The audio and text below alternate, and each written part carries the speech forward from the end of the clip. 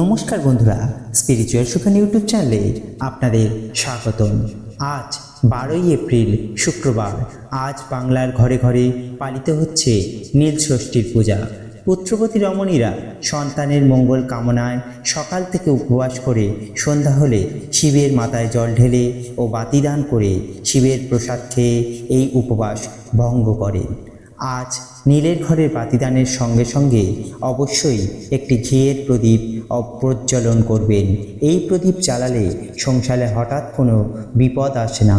এই দিন বাতিদানের শুভ সময় হলো বিকেল 4:11 থেকে সন্ধ্যা 5:53 পর্যন্ত, এবং আরও একটি শুভ সময় হলো সন্ধ্যা 7:20 থেকে রাত্রি 8:30 পর্যন্ত। এই সময় অত্যন্ত শুভ বলে মানা হয়। শিবের বিশেষ আশীর্বাদ লাভের জন্য অবশ্যই একটি বেলপাতা ও আকন্দ নীল অপরাজিতা ফুল দিন।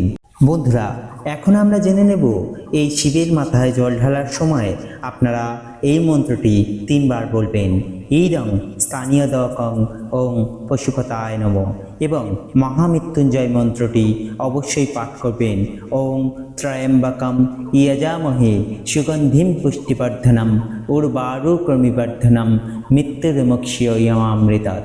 এই মন্ত্রটি 3 বার মনে মনে অবশ্যই পাঠ করবেন। নাম করে আপনারা অবশ্যই শিবের কাছে বিশেষ আশীর্বাদ চাইবেন। আশা করি খুব ভালো ফল পাবেন। আমরা এখন শুরু করছি নীল ষষ্ঠীর ব্রত কথা। পুত্রবতী রমণীগণ যদি এই ব্রত পালন করেন তাহলে তাদের সন্তানগণের কখনো অমঙ্গল হয় না। ব্রত কথা: এক বামুন আর এক বামনী ছিল। তাদের 5 ছেলে আর 2 মেয়ে ছিল। বামনী যত কমবার ব্রত ছিল সবই করত। ঠাকুর দেবতায় খুব ভক্তি ছিল তার, কিন্তু এতবার ব্রত করেও তার ছেলেমেয়েগুলি একে একে মারা গেল। তখন মনের দুঃখে বামনী লোকের কাছে বলতো, ঠাকুর বলো আর দেবতা বলো, কলিতে কিছুই নাই, সব মরে গেছে। না হলে আমার এমন দিন দেখতে হয়? এমনি করে আমার দিন কখনো কাটে? একদিন বামনী বামুনকে বললে, চলো কোনো তীর্থে গিয়ে বাস করি, আর এখানে আমার এক বিন্দু ভালো লাগছে না। বামুন তখন বাপ পিতাবর ভিটে ছেড়ে কাঁদতে কাঁদতে মনের দুঃখে কাশি চলে গেল। একদিন বামনী দশাশ্বমেধের ঘাটে স্নান করে বাবা বিশ্বনাথ অন্নপূর্ণার পূজা করে মণিকর্ণিকার ঘাটে বসে ভাবছে। এমন সময় মা ষষ্ঠী বুড়ি বামনীর বেশ ধরে এসে বললেন, হ্যাঁ গা, ঘাটে বসে তুমি কি ভাবছো? বামনী বললে, আর মা, 7-7টা ছেলে মেয়ের মা হয়ে আজ আমি সব হারিয়েছি। আজ আমি একা। এমন অদিষ্ট আমার। ঠাকুর বলো আর দেবতা বলো, সব মিছে, কপাল ছাড়া আর পথ নেই। মা ষষ্ঠী বললেন, সে কি, ঠাকুর দেবতা কখনো মিছে হতে পারে না।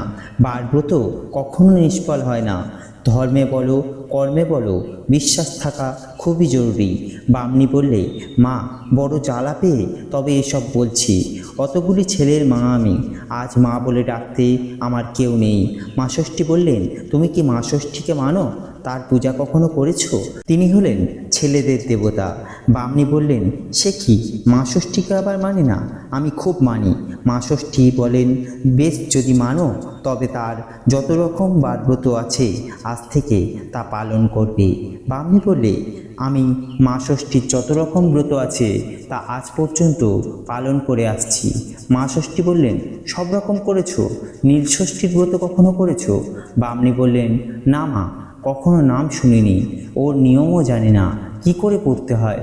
মা ষষ্ঠী তখন বললেন, চৈত্র মাস ভোর শিব পূজা করবে, তারপর সংক্রান্তির আগের দিন উপোস করে সন্ধ্যার সময় নীলকণ্ঠ শিবের মন্দিরে গিয়ে ঘিয়ের প্রদীপ জেলে দিয়ে মা ষষ্ঠীকে ভক্তি ভরে প্রণাম করবে এবং জল খাবে।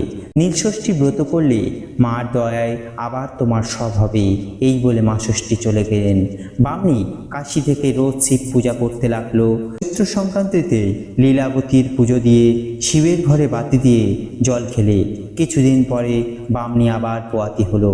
তারপর আবার তার ছেলে হলো। ক্রমে ক্রমে অনেকগুলি ছেলে মেয়ে হলো। বামুনের কাশিতে খুব সুনাম হলো, ধন দৌলত অগাধ হলো। তারপর বামনী ক্রমে ক্রমে নীল ষষ্ঠীর পুজো চারিদিকে প্রচার করলে।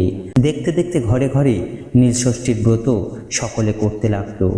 চৈত্র মাসের সংক্রান্তির দিন উপবাসী থেকে সন্ধ্যায় শিবের মাথায় 5টি আকন্দ ফুল, সিদ্ধ গাঁজা, দুগ্ধ মিশ্রিত গঙ্গাজল ঢালিয়া ঘিয়ের প্রদীপ জ্বালিয়া দিবে এবং শিবকে প্রণাম করে ব্রত কথা শুনবে। তারপর জল খাবে, অবশ্যই শুভ ফল পাবে। ভিডিওটি কেমন লাগলো অবশ্যই জানাবেন। ভালো লাগলে লাইক করবেন, শেয়ার করবেন এবং চ্যানেলে যারা নতুন আছেন অবশ্যই চ্যানেলটিকে সাবস্ক্রাইব করবেন।